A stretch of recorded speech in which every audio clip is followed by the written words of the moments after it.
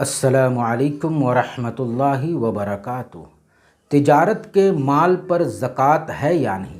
یہ جو لوگ بزنس کرتے ہیں، سامان بزنس میں وہ بیچتے ہیں، خریدتے ہیں، تو جو کچھ ان کے پاس سامان ہوتا ہے یا جو دکاندار ہوتے ہیں وہ جس چیز کی خرید و فروخت کرتے ہیں تو ان کے اس سامان پر، تجارت کے اس مال پر زکوٰۃ ہے یا نہیں؟ اگر زکوٰۃ ہے تو پھر اس زکوٰۃ کی کیا صورتیں بنتی ہیں؟ آج کی اس گفتگو میں ہم اسی مسئلے کو وضاحت کے ساتھ بیان کرنے والے ہیں۔ محترم ناظرین، میں ارشد جمال اشرفی اور آپ دیکھ رہے ہیں ہمارا چینل دینی پیغام۔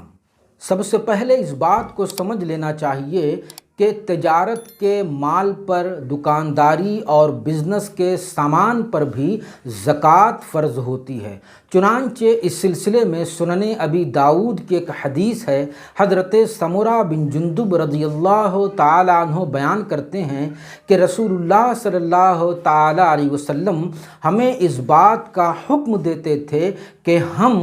اس چیز کی بھی زکوٰۃ ادا کریں کہ جسے ہم تجارت کے لیے رکھا کرتے ہیں۔ تو اس حدیث کی روشنی میں یہ بات اچھی طرح واضح ہو جاتی ہے کہ تجارت کے مال پر، خرید و فروخت کے سامان پر بھی زکوٰۃ فرض ہوتی ہے۔ اب آئیے اس چیز کو سمجھتے ہیں کہ جب تجارت کے مال پر زکوٰۃ فرض ہوتی ہے تو اس کے فرض ہونے کی کیا صورتیں بنتی ہیں اور کس کس طرح تجارت کے سامان کی زکوٰۃ نکالی جاتی ہے۔ تو سب سے پہلی چیز جو ضروری ہے وہ یہ ہے کہ جس طرح زکوٰۃ کے لیے ایک نصاب کا ہونا ضروری ہے کہ جب تک جس چیز کی آپ زکوٰۃ نکالنا چاہتے ہیں وہ چیز زکوٰۃ کے نصاب کو نہیں پہنچ جاتی اور اس پر پورا 1 سال نہیں گزر جاتا تب تک اس پر زکوٰۃ فرض نہیں ہوتی۔ تو اسی طرح تجارت کے مال اور سامان کے سلسلے میں بھی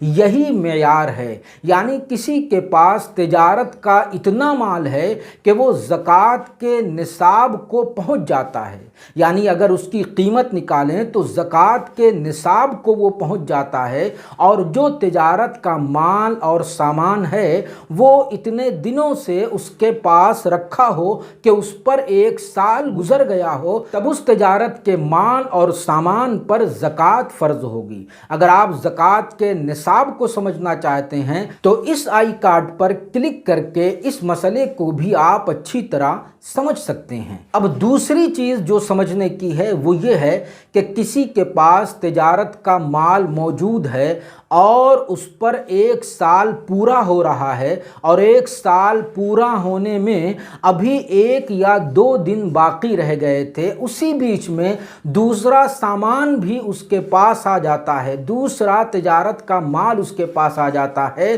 تو یہ جو 1-2 دن پہلے اس کے پاس وہ مال آیا ہے تو اس مال کو بھی پہلے سے جو مال تجارت کا اس کے پاس موجود ہے اسی میں شامل کر دیا جائے گا۔ تو پہلے مال پر جب سال پورا ہو جائے گا 1-2 دن کے بعد، تو بعد میں یعنی 1-2 دن پہلے اس کے پاس جو مال آیا ہے تو اس پر بھی زکوٰۃ اسی طرح فرض ہو جائے گی جس طرح کہ اس کے پاس پہلے سے جو مال رکھا ہوا تھا اس پر زکوٰۃ فرض ہوئی۔ اب اس سلسلے میں تیسرا مسئلہ یہ ہے کہ کسی کے پاس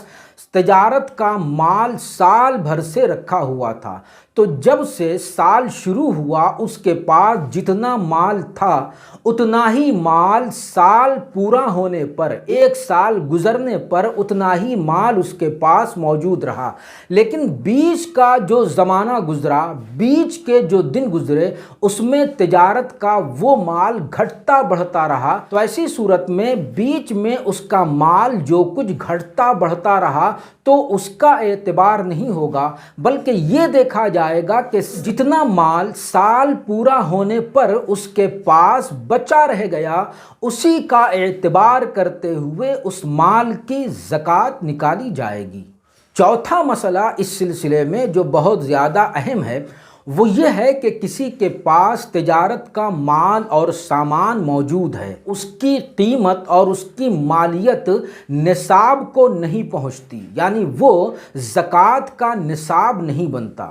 لیکن اس شخص کے پاس کچھ سونا یا چاندی بھی موجود ہے، کچھ زیورات اور گہنے بھی موجود ہیں، تو یہ دیکھا جائے گا کہ ان زیورات کی اور سونے اور چاندی کی کیا قیمت ہے، تو سونے چاندی کی قیمت نکال کر اس مال تجارت میں شامل کیا جائے گا، ملایا جائے گا۔ اگر سب کو ملانے سے مال تجارت کو یا تو سونے کے ساتھ ملائیں یا چاندی کے ساتھ ملائیں، قیمت نکال کر اگر ملانے سے نصاب پورا ہو جاتا ہے زکوٰۃ کا، تو ایسی صورت میں اس مال تجارت پر زکوٰۃ فرض ہو جائے گی۔ یعنی چاندی کا جو نصاب ہے، اگر یہ ساری قیمت اس نصاب کو پہنچ جاتی ہے تو ایسی صورت میں ساری چیزوں پر زکوٰۃ فرض ہو جائے گی، اس کے مال تجارت پر بھی اسی اعتبار سے زکوٰۃ فرض ہوگی۔ تو خلاصہ کلام یہ نکلا کہ مال تجارت پر، تجارت کے سامان پر، دکان کے سامان پر، بزنس کی چیزوں پر بھی زکوٰۃ فرض ہوتی ہے،